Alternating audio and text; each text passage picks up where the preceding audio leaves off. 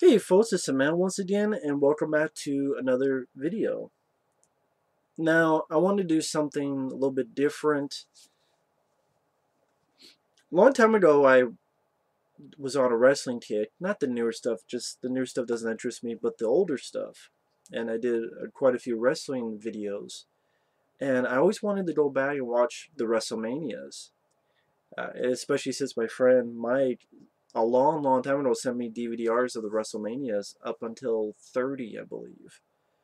And I know there's been more, but I just uh, that alone would be a big task.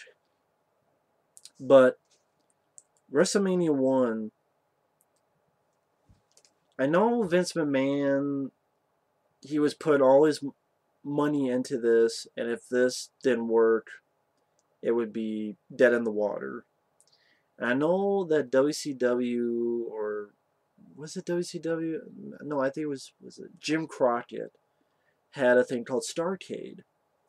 And you tell that Vince McMahon goes, oh, they got Starrcade, huh? Let's do WrestleMania. I know Starrcade was technically first, because I think that was 83, and WrestleMania was 84.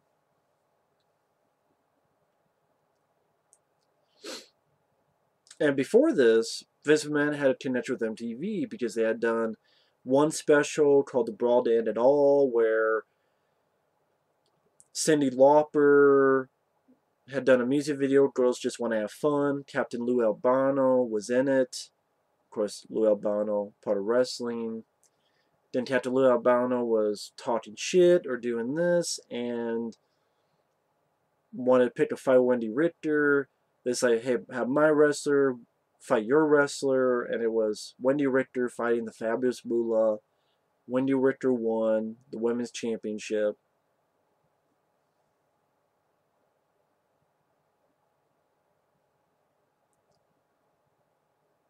Then there was another one called The War to Settle the Score.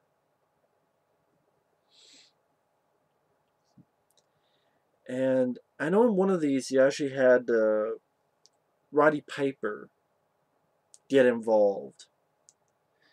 And like he doesn't like rock and roll and didn't like Cyndi Lauper, and then Hulk Hogan was getting in to help out, but then like Paul Orndorff, who's with Roddy Piper, was helping Piper, and then Mr. T was in the crowd and he came in trying to help out Cyndi Lauper. And actually I might have gotten that a bit confused. Maybe it was Cyndi Lauper needed help, and then Mr. T, and then Hulk Hogan. So I haven't seen that in forever. I should have watched that before this, but because I just watched WrestleMania. And WrestleMania 1, it was alright. I just see why people have problems with it. It's definitely rough. You tell they were trying to finding the way. I would still watch this than any of this stuff in today's age. Because it's just a certain mood, atmosphere, rough, kind of like the roughness. The crowd, you can't see the crowd, the lights dim. It looked like something that adults would go and see, that adults would go and check out. Um,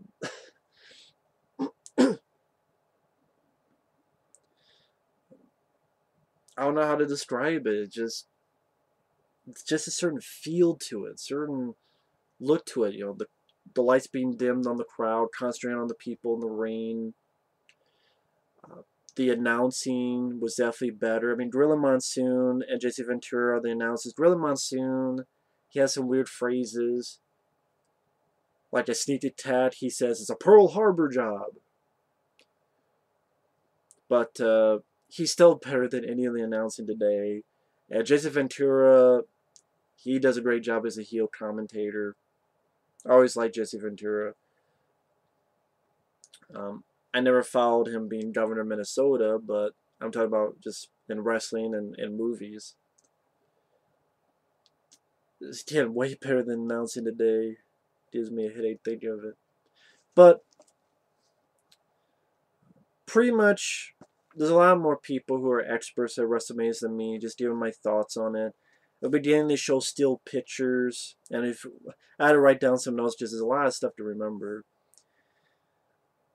Yeah, they show still pictures, and the national anthem is sung by Mean Gene Okerlund, which I don't know why you had to. Uh, Wait a minute. This is something I remember. Promotion for this. It was Mr. T and Hulk Hogan on this thing called Hot Properties. I think you can find this on Wikipedia as well. There's a guy named Richard Belzer who hosted the show. Richard Belzer seemed like he was kind of, I don't know if he was really downing it or didn't really believe in it or whatever. And Hulk Hogan put Richard Belzer in like a chin lock. And like he fell to the floor. And when he fell to the floor, he got unconscious. He hit himself and he started bleeding. And then I think Richard Belzer later on sued Hogan for that. So yeah, Hogan seemed like a guy you didn't want to mess with. And I know also that him and Mr. T had done Saturday Night Live. Like they were trying to pull all the stops because again, if this failed, it'd be curtains for the company. But yeah, Mean Gene Okerlund doing the national anthem. I don't know why you have Mean Gene. I like Mean Gene Okerlund. I don't know why you had to have him do it. Alfred Hayes. One thing I remember is that you're in the way, or Alfred Hayes, you're in the fucking way, because he's Lord Alfred Hayes is talking here. He's in the middle of the fucking walkway where everyone has to go around and to go up to have their match, and when they're done, have to go back and go around them. It's like afterward they realize, okay, don't be in the fucking way, because people need to go that way. Get out of the way. Not just today. Get out of the way. That was just a really stupid idea. Then you got Tito Santana versus Executioner. Tito Santana, I'm like, very bland. Really nothing to him. I don't know what was so great about him, but he was definitely, people loved him. He was a crowd favorite, like, yeah, Tito Santana, yeah. And he was in a lot of WrestleManias, actually. When I don't know if he was in it as that El Matador gimmick later, but versus the guy, the Executioner, which I guess, look it up, it's a Buddy Rose. And actually, I have to look up here real quick. I'm not 100% who Buddy Rose is. Playboy Buddy Rose. Oh, he passed away in 2009. That's too bad. Had a feud with Superfly Jimmy Snuka. Wrestled in the 70s. Oh, he had a feud with Roddy Piper. According to Piper in his autobiography, this was the feud that really made him a name in the business and cemented Rose's status as an icon of the region, which is the Pacific Northwest. Yeah, I mean, I don't really know much else about Buddy Rose, but so in the 70s, he has this great feud with Roddy Piper, and then when he gets in WrestleMania, he has this stupid fucking mask. It looks like something Peter Parker would have worn in the first Spider-Man movie when he's fighting Macho Man. The Human Spider! I mean, or really it looks like someone left it in the bottom drawer or someone's back pocket. Oh, you just wear this and call yourself the Executioner. It's like a thought that took 5 minutes. And it's like, okay, this guy had these feuds with Roddy Piper, and the best he can get is a first match where he gets squashed by Tito Santana wearing a stupid mask, calling himself the Executioner. And even in the interview, he could barely say anything. He was stumbling over his words.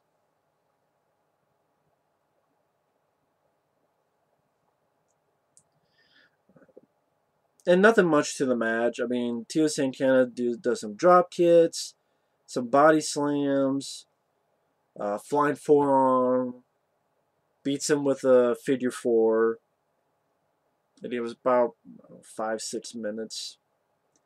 Nothing much to the match. I mean, I'm not a big Tito Santana guy, so maybe that's why as well. He just nothing to him. Just very plain wrestler. That's it. Next match, King Kong Bundy versus SD Jones, aka Special Delivery Jones. Who I guess is, if you want to have some stuff here with the names, because I want to get the names correct. SD Jones, who passed away in 2008. He was with Jim Crockett Promotions, NWA. He won the NWA America's Tag Team Championship 3 times. He was the tag team partner of Andre the Giant when Andre's hair was cut by Ken Patera and Big John Studd.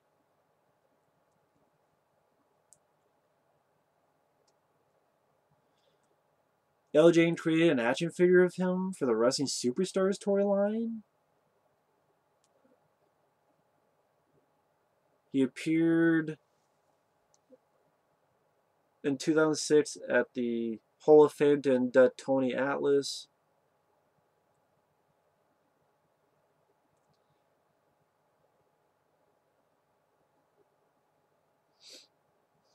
He was in tag team matches, partnered with Tony Atlas, and the two challenged Mr. Fuji and Mr. Sato for the championship several times in '81.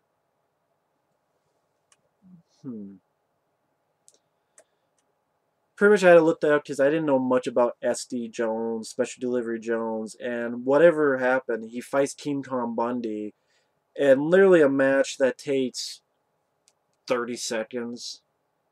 I mean, they want to say, oh my god, he beat him in 9 seconds, and I'm like, no it wasn't. It was at least, 30 seconds or something.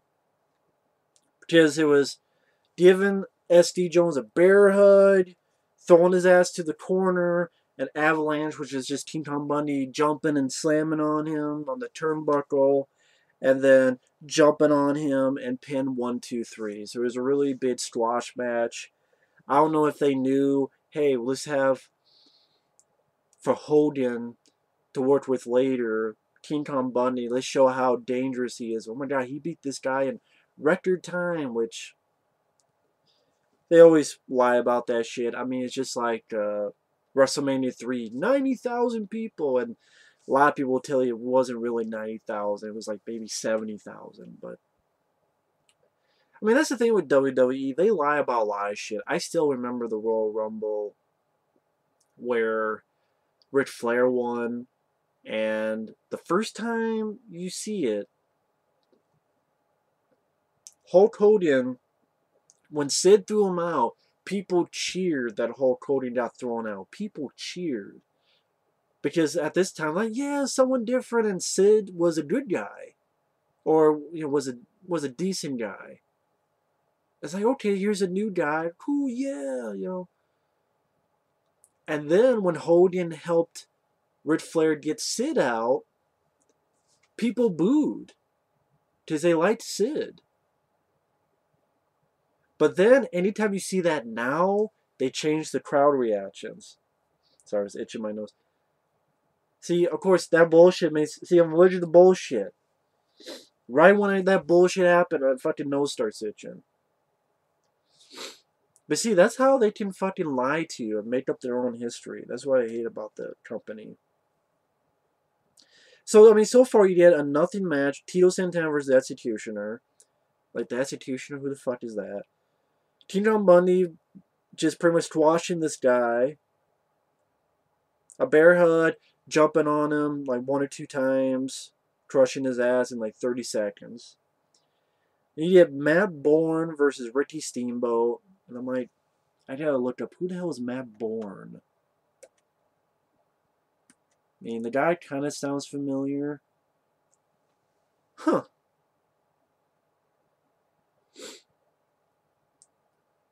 He would be Doink the Clown. Interesting. Matt Osborne, that guy would be Doink the Clown? Really? Wow. I do remember Doink the Clown, but wow. Holy shit. So that's who wow. Matt Bourne. Guy who be Doink the Clown versus Ricky Steamboat. And I liked this match because I like Ricky Steamboat. I mean, you could watch it, be like, there's not much to it, but I like the match. But again, I'm a big Ricky Steamboat fan. I have his DVD. I enjoy his matches. I like his presence. I like his move set, especially his arm drags. His arm drags, how he just flips a guy. They always look so cool to me. They look so cool, and he does some of those arm drags. Wait, did he do in this one? I know he does like some nice chops. He does like an atomic drop, a bat suplex, a reverse neck breaker, wins by doing the flying tackle, and or the flying crossbody, I should say.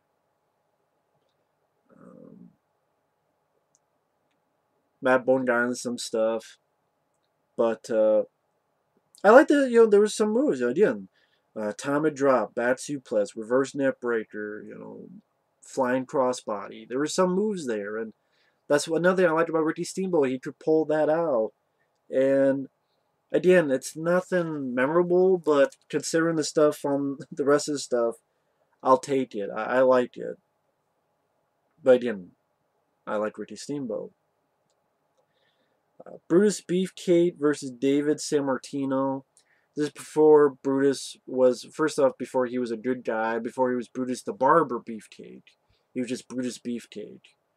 And then David Sammartino is the son of Bruno Sammartino. And Bruno Sammartino, he's a big wrestler from back in the day. Even by this time, it was back in the day. And this was a boring as hell match.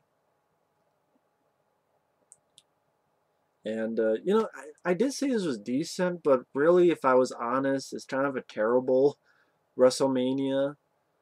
Although I would take it with the WrestleManias today. Well, I have to be fair, but the rest of today, I should say. Because, like, I'm looking at it, I'm like, okay, Tito versus Executioner, Tino Bundy versus SD Jones. This one, not really that much for matches. I mean, if you think about it, I mean, you don't even have to think about it. But, like, Beefcake versus David Sammartino. Bruce Beefcake doesn't even know how to do an interview at this point. Someone's asking him a question, his manager, and it's like Beefcake forgot. It just blows a raspberry.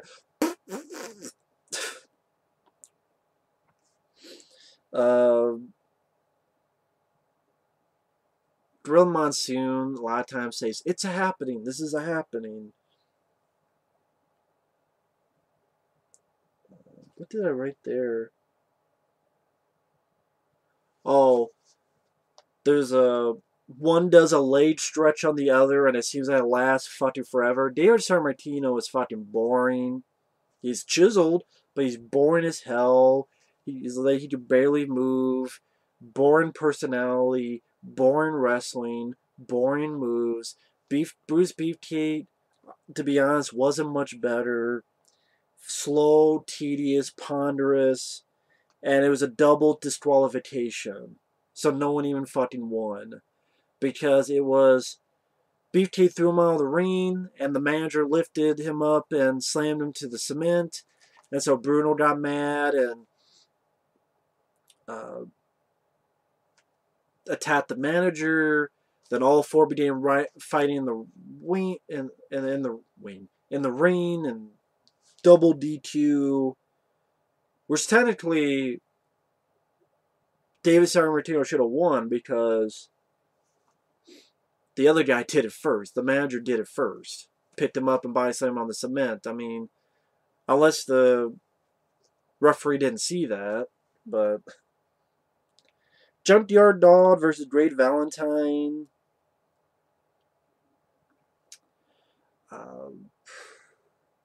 I like Junkyard Dog. I don't mind the guy. But man, I like his interviews. I think he has a fun personality. He's nothing technical. He has headbutts, punches. I remember this not being much of a match, though. I'm trying to see how long it exactly was. It says it was about 6 minutes long. It was for the Intercontinental Championship. Great the Hammer Valentine. That's a wrestler that didn't do a single fucking thing for me.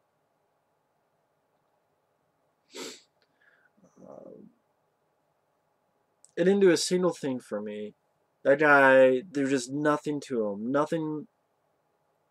Again, kind of like Tito Santana, only he was a bad guy. It just did nothing for me. And the fact that they were. That's pretty much it. Great the Hammer Valentine. I don't know why he's a legend. I don't know why. What is it about Great Valentine? Are there anyone who's like, yeah, I'm a big Great the Hammer Valentine fan? I'm like, okay, what is it about him? Exactly. But I mean, Junkyard Dog does like this super headbutt, and yeah, I like Junkyard Dog.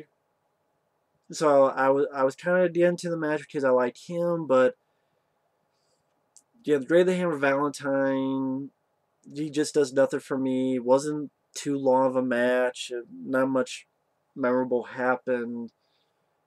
Except the stupid ending. That's another thing. That stupid ending where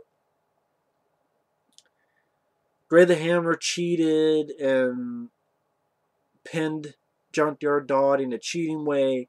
And then Tito Santana goes out and tells the referee.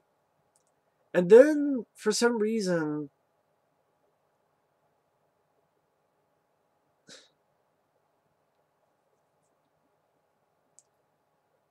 they believe Tito Santana. I guess Tito Santana is such a good. Sorry, I paused there because I was dumbfounded that.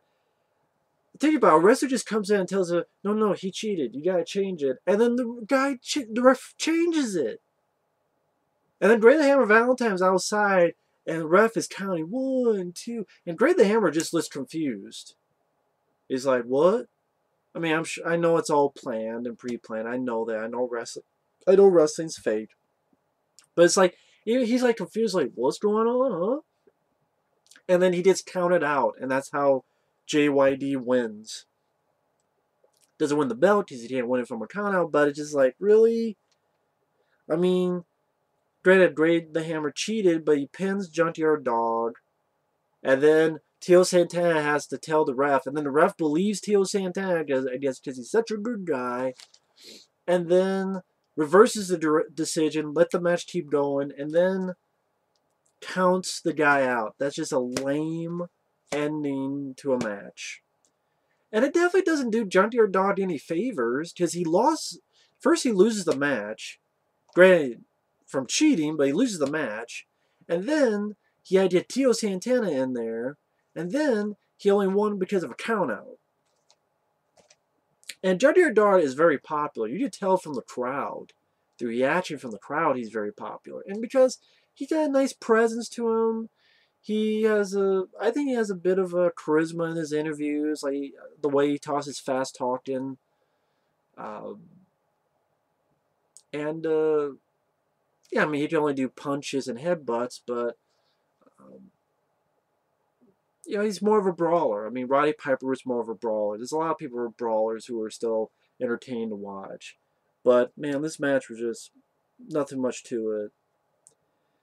Nikolai Volkoff and Iron Sheik versus the U.S. Express, which is Mike Rotundo and Barry Windham. Now, Mike Rotundo, I remember this guy from. He would later be IRS, the guy with the tie and the glasses, who was with Ted DiBiase. So yeah, before he was IRS, he was part of the U.S. Express before Lex Luger. And Barry Windham, this guy sounds familiar. Barry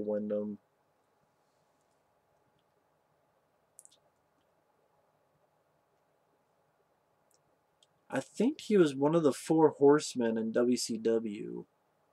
Yeah, he was part of the Four Horsemen from 1989 and uh, around 1990.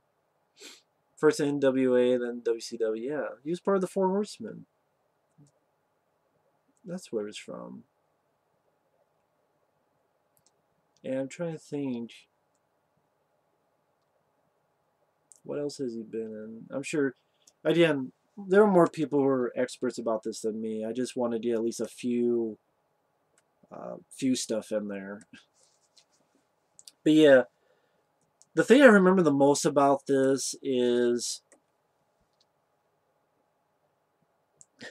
the interview before the match, whenever they talk with the Iron Sheik, and it's Mean Gene Okerlund interviewing him. He's always saying, "You know, Gene Mean," and he just keeps on talking. He always calls him Gene Mean, even though it's Mean Gene Okerlund. He's like, "Oh, let me tell you." Even when they win the match, he's like, "Oh, I gotta tell you, Gene Mean," and then anytime he says it, like Gene has this sort of look on his face. And Iron Sheik, man, if you look at his interviews on the YouTube, like Howard Stern and so forth, they're legendary. Gonna put you in the table because you're gonna fuck you in the ass. Just Irish Sheik. I mean, back then he's supposed to be a bad guy, but he's a hoot if you watch him. I think he did something for Robot Chicken. It was hilarious. He just put everyone in the camel clutch. It's hilarious. Put you in the camel clutch. I fucked you back. I fucked you back. It just. And then even here's like, you know, Gene. I mean, again, even though he's a bad guy. I mean, and the match wasn't much, because that's the only thing I could fucking remember, and that they cheated because I think Freddie Blassie, who's their manager, gave one of them the cane and it hit someone. I believe that was how. And then they defeated the U.S. Express. And then, really enough, Lou Albano, who is the manager of the U.S. Express, does the same thing that Tito Santana does. Hey, ref, he did, but I guess the ref's like, you're not Tito Santana, so I'm not going to believe you. So, even though he's explained, hey, he cheated the same as Tito Santana did, with Tito Santana, you can reverse it. Here, no. So, yeah, Volkoff and Iron Sheik win by cheating. They don't believe Captain Lou Albano. But yeah, the only thing I can remember is Iron Sheik calling Gene mean. Then you have this, honestly, this WrestleMania sucked.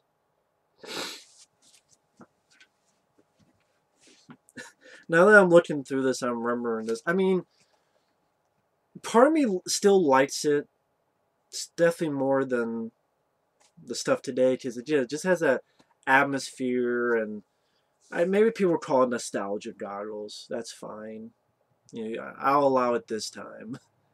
But there's a lot of matches. I mean, this, especially like this $15,000 match, Big John Studd versus Andre the Giant. Pretty much, it's a body slam challenge. If Andre lost, he'd have to retire. If Andre won, he'd have to be paid $15,000 by Big John Studd and his manager Bobby the Brain Heenan. And this match was horrible. There's a lot of bear hugs and a lot of chokes. Bear hugs and choking. Bear hugs and choking for 5 minutes. And then Big John Studd tries to slam Andre. He can't. Andre slams Big John Studd. Wins in like 5 minutes.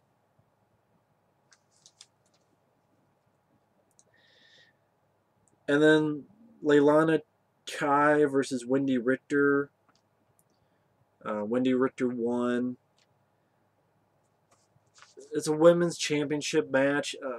I don't mean anything about this, but the women wrestling didn't impress me. At least not back in the day.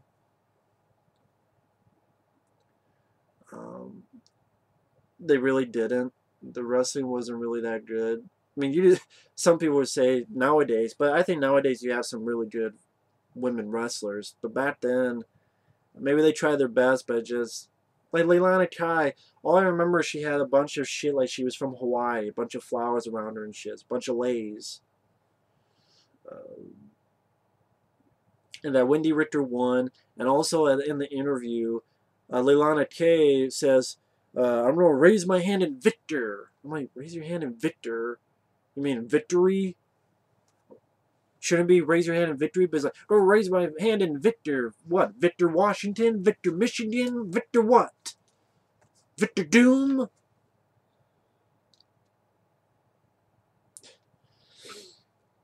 So that was a nothing match. And then you get the last match. Hulk Hogan and Mr. T versus Roddy Piper and Paul Orndorff. Liberace's the timekeeper.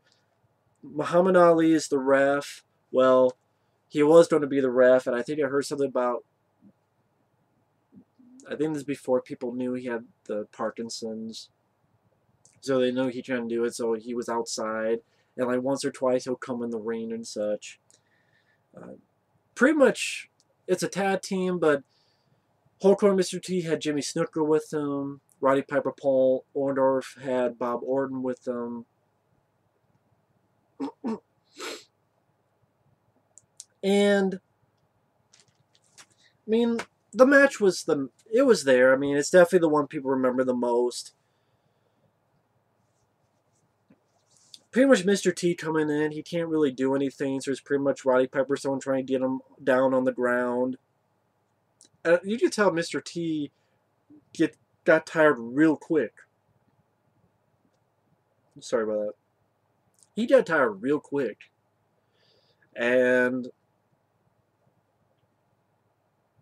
But when it was Hogan and Piper in there, it was fun. Maybe because, you know, I liked Hulk Hogan back in the day. I grew up with Hulk Hogan. Nowadays, I'm not as big of a fan as I was, but back then, you know, I really liked Hogan. He had the personality. He could do great promos. He had the presence. He had the charisma. He had the full. He wasn't a great technical wrestler, though. That's the thing. He only had a limited amount of moves, but he still had that presence and energy and adrenaline that could get you going. So it was nice to see Hulk Hogan. You know, I like Mr. T. I miss Roddy Piper to death, so it was nice to see him in this. So yeah, I enjoyed it. I always remember how Paul Orndorff had Roddy. I'm trying to think. It was, yeah, Paul Orndorff had Hogan. Piper was going to hit him, Hogan, while Paul Orndorff had Hogan in the hold. Mr. T comes in, grabs Piper. Then he goes around. Cowboy Bob Orton has like a broken arm, so he has a cast. Slams down. Hogan gets out of the way. Accidentally hits Paul Orndorff with the cast. Hogan pins it. Bob Orton tries to come in. Jimmy Snuka comes in, hits Bob Orton. Pins 1, 2, 3. Hulk Hogan beats Paul Orndorff for them to win the tag team match. And I enjoyed it for what it was. So, I said at the beginning that this was a decent WrestleMania, but looking back on it, this actually was pretty shitty when you're being honest.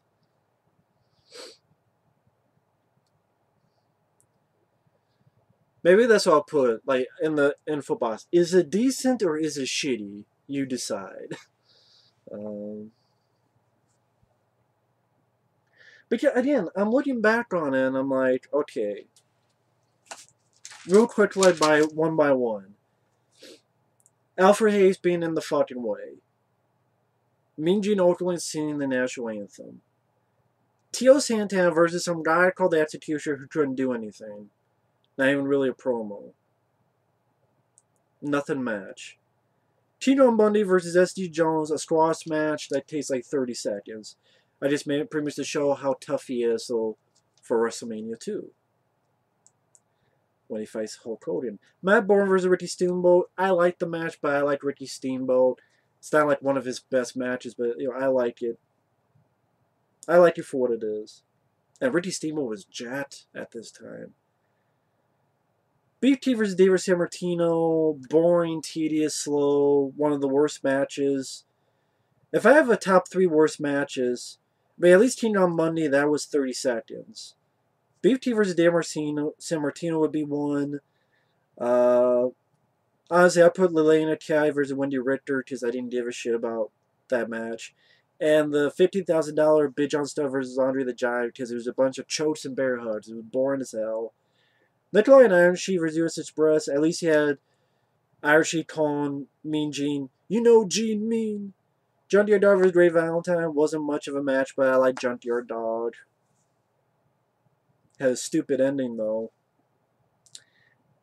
So really, I only like 2 matches: Matt Bourne versus Ricky Steamboat, and Roddy Piper and Paul Orndorff versus Hulk Hogan and Mr. T. So I like 2 matches out of what, 9?